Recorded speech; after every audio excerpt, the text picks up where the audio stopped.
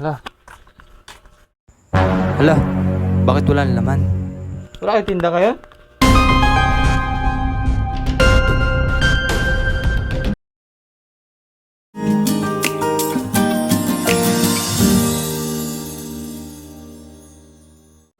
So magandang hapon sa inyo lahat. Kumusta po kayo? Sana ay nasa mabuting kalagayan po kayo. So ngayong araw po ay pupuntahan po natin si Angelo. Kakamustahin po kung ano na po yung nangyari sa business na ibinigay ng ating mga sponsors. Maalamin po natin kung kita sila o nalulugi. Kakamustahin natin kung ano yung kalagayan ng Angelo.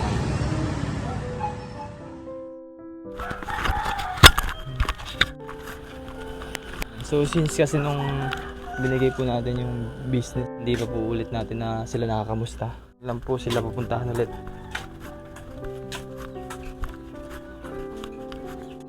Christmas. Ah.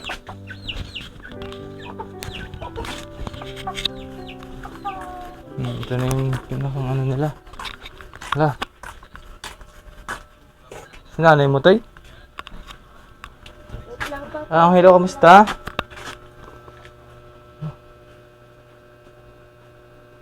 Balita? Ha?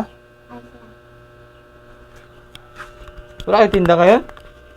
Bili ko pong bigas. Ubos na yung bigas nyo. Ubos agad yung bigas na binili po natin na 6 na sako. Wow! 25 kilo. Sinanay mo? Hindi ko alam kung nasaan. Nagdagdag na rin po sila ng ganito. Pero, itlog na ito ngayon pa lang? O matagal na? Pabili lang po kung kagabi. Si Angelo lang po yung nakakita natin dito. Wala lang si Ate Erika. Ikaw ang bantay dito ngayon?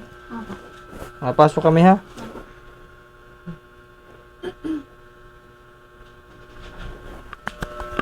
Andiyan na Toy? Hindi ko po makita eh. Wala. Andun dyan mo.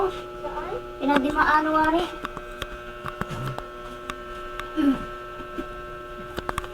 Kamusta naman Tutoy ang business mo? Ano na nangyari? Ay, Ha? nakakasagot. Ano? Ay, saan po. Ano naman? Opo. Kakaluwag-luwag na. Opo. So, ito po yung pinakang tindahan nila. Ito yung ginawang tindahan po nila. At ang bilis maubos yung bigas ha. Almost sa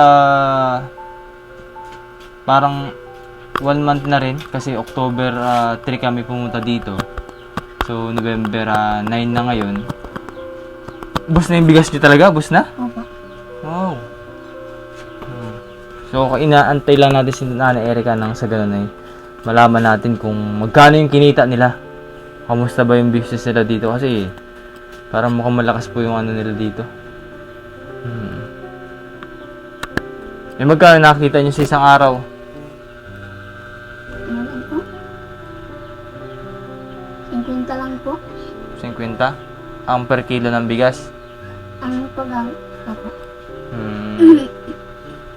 Ay, si ate. Nanay, kamusta? Okay lang po. Dito na kami sa loob. Kasi Sige. po kanina, ano po pa yung bigas natin nan ko pa. Ano po pa po yung bigas eh. Ay, naubos na agad yung bigas na binili natin nakaraan? Ay na, wala pa po yung tao, doon ako nabili sa labas. Oh, Hmm. ang lakas pala. Ang mahina lang, ang ay yung mantika, pinaubos ko lang. Hindi na kayo Hindi nga ako naganpan, yung daming nagaling yung iba ina. nautang? Hindi, yung iba kasi ay, yung mga nagatinday, napautang dyan, kaya walang ganong nagamit. Dami kasi nagatinday ng mantika. Kaya yung binta niya, nabili na lang namin ng itlog. Itlog na Na lang. parang nasama ko na sa itlog at bigas. So, bali parang nakapokus na lang kayo sa bigas at Yung bigas itlog. na ang maano sa amin, bigas at itlog. Kasi maliit lang tubo mo ata sa bigas eh. Maliit lang ang tubo. Ang ganda Magkano po lang sa ng- isang sako wala pang 50. Pag naubos, yung kalahati. Kailangan magdagdag ka ng piso man lang. Ang nabili ko man din ay yung 46 lamang din yung nabili natin nun. Yun pa rin na nabili ko kung gusto ng mga yung maganda. Oo, kasi malambot yung binili natin. Ang ganda. 50 ang bigay ko dito. Hindi nila mura sa akin. Yung iba may 50, 152. Hindi sila nag-ano. Arimuhan nila. Buti nagdagdag na kayo na ganito. Kala ko bawal magsabit-sabit diyan. Ayun lang, kaunti lang. Ilang gusto maano niya. Ay, wala pa kasi yung tao doon na ako pa yung bigas. Kuha pa. Hindi naman... Yung iba, inapautang ko sa katrabaho ng asawa ko. Lingguhan lang bigay, 2 bigayan. Yung iba. Per kilo? Hindi, yung tigkakalating ko.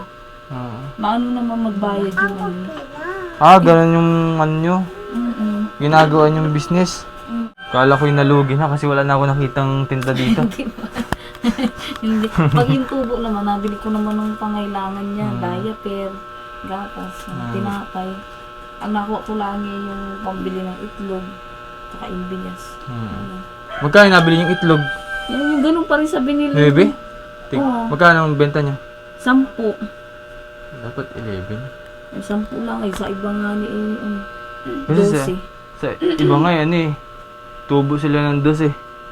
Kailangan kasi medyo mo kasi parang bayad na rin yun sa pamasahe mo. Sakaling ang bigay namin. Sa iba nga yung maliliit pa nga yung yung malalaki. Oo. Malaki yung itlog ni tinidor ni ate kasi yung iba tig 8, benta po 11. Dito Diba? yung walang nabili. Kaya siguro marami nabili kay ate kasi mura. No? Yun. Kaya walang pan. Di nila mura sa amin. Yung sa iba nga yung game kalaki na 11, tapos yung pinakang jumbo na doble ang dilaw ay 13. Dapat nabago mo yung presyo para sa ganun. Kahit pa paano, nakakabawi-bawi sa inyong puhunan. Kasi kung piso lamang yung tubo ninyo, ay mahirap pong makabawi yan. Kasi yung iba, katulad po niyan, gagamitin po ninyo sa pangailangan din ng hilo, walang kikitain kasi maliit lang yung pumasok sa inyong kita. Madadala pati yung puhunan. So, kailangan magdagdag kayo ng presyo. Kung piso lamang yung kinikita nyo sa isang itlog, hindi gawin nyo po kahit 2. Malaking tulong na po yun sa inyo para sa ganun na yan. Malaking kinikita ni Anghelo sa business niya. Kamusta naman po yung bata, nanay? Ayos naman. Wala na siyang pero may inom pa rin siya ng gamot. Napaubos na ang namin. Nakailang months na ba siya? Ano ko? Walang months na yun. Hindi ko tanda. Parang siya, parang April lata. April, hindi ko namin alam kung April, May, June, July, August, September, October. Parang ngayon ata, patapos na, no? 6 months. Kulit naman ni Ray. So, bali siya ay patuloy pong uminom ng ng gamot niya. Kung maulit kayo sa munisipyo ng hindi na. Hindi. Pinapaubos niyo na ako. Yan. Kulit naman ni Ray. So, yun lang naman po yung pinunta namin dito, nanay. Kinamusta lang namin kung ano pa yung status ng business niyo. Ba, mamaya ay wala na kayo dito wala nang tinubo yung nyo, tindahan ninyo. So, nalaman lang namin na kala ko ngayon walang laman. Ba't wala nang laman dito? Ayun pala yan, panibagong bigas. Kumukuha pala si Ate Erika sa labas, kaya wala na ako nadatnan dito. Kaysa naman sa palengke ako na namamasahe. Mas mura po ba dyan sa Ganon din, 150 din. Kaysa naman pag sa palengke namamasahe pa, ay may pa din buhat. Napabuhat ko lang 10 pisong bayad. Ay pag sa palengke, magkano pamasahe ko? 40. Sayang pa, Hindi, 10 piso. Napabuhat ko lang, hindi lang naman yung sa labas. Magkano kinikita niyo sa isang araw? Bukod din namin yung itlog. Hindi rin naman nauubos pag isang araw, pag yung may gustuhan lang ang bumili. So yun nga, kailangan nyo ate magdagdag ng ng presyo kasi baka mamaya piso lang kinikita nyo, wala na mangyari sa business ninyo. Dagdag ninyo kasi malaki naman yung itlog At saka ate, nagmahal yung itlog ngayon. Kaya bukod na nga Oo. Hindi katulad yung nabilin dati dun sa ay yung tig 250 na. Opo, malalaki na yan. Maliit na ngayon. Oo, maliliit na ngayon yung tig 250. Yung malalaki na yun. Hindi ka maliliit. Kasi ako ate, meron din akong mini store sa bahay. So kailangan talaga kahit dos man lang, patungan mo ng dos. Para pamasahe na rin lang yung gasolina. Pagpunta mo palengke, ganun.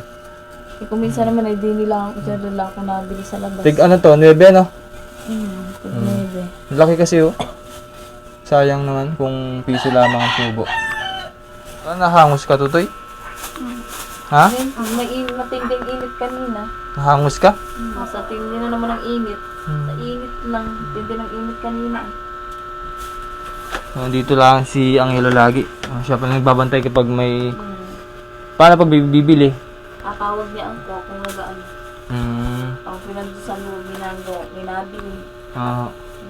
Tawagin na lang. Yun nga po, marami din po mga tindahan dito sa paligid ni Ate Erica.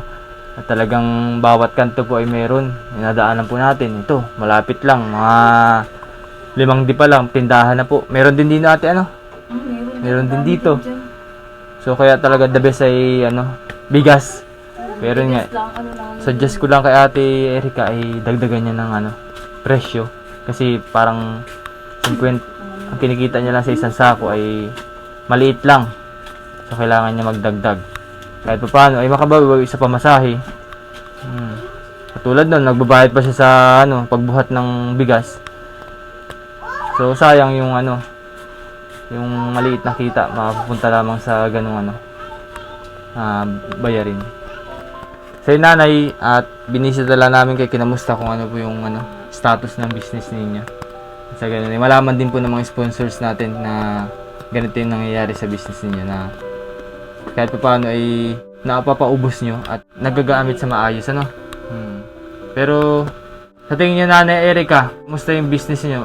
Nalulugi ba o nakakaluwag-luwag? Nakakaluwag-luwag naman. Kahit pa paano. Pag may kaunti kami, lalagyan namin pa utik-utik na sa mga minsan ay ko yung itlog at bigas. Doon talaga Talaga. Kaya pinangubos ko lang yung mantika. Hindi mo lang naman. Kami rin lang nabili ng mantika, kami nagkapit. Kasi kailangan mo talagang kung ano yung kinuha mo sa tindahan, siyang babayaran din kasi magagamit yung doon, yung kapital.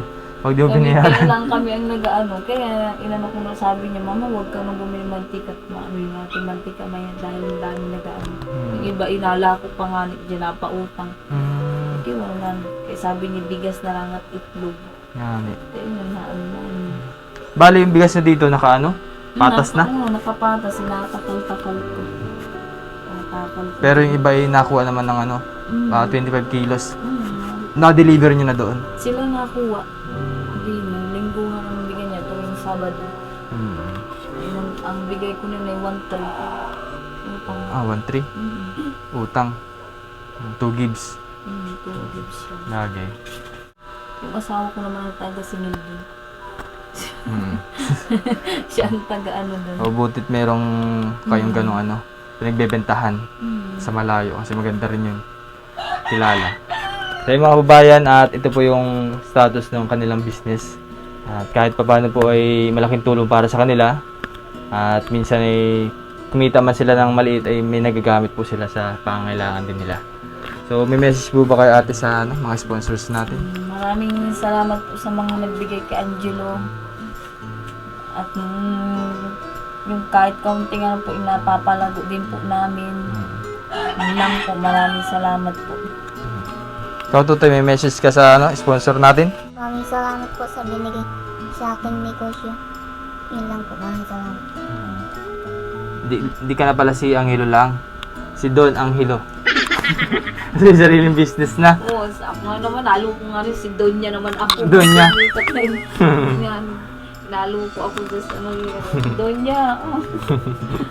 Basta hiling lang naman namin ay palaguin niyo po yung binigay sa inyo na business. At para din naman po sa inyo yan. At para kay Angelo. Hindi naman sa kailangan niya. Pag may gustong bilhin. Diba? Mga babayan at muli po, nagpapasalamat po ako sa pagtulong niyo po kay Angelo. Tulad po nito, nabigyan po natin sila ng pangkabuhayan at mga pangailangan sa araw-araw. Maraming salamat po sa lahat ng sponsors natin. Sa anonymous sponsors po, thank you very much po. At yun nga po, sa mga nais po magpaabot po ng tulong para kay Angelo, mag-message lang po kayo sa Renvlogs. Nakita niyo po sa screen at any amount po yung malaking tulong po yung para sa kanila. So, sa mga nais po mag-avail ng ating t-shirt, PB Team t-shirt, andyan po yung ating FB page. Yan. Thank you very much po sa inyong pagtulong. At sa inyong panonood, this is Vlogs. Peace out po.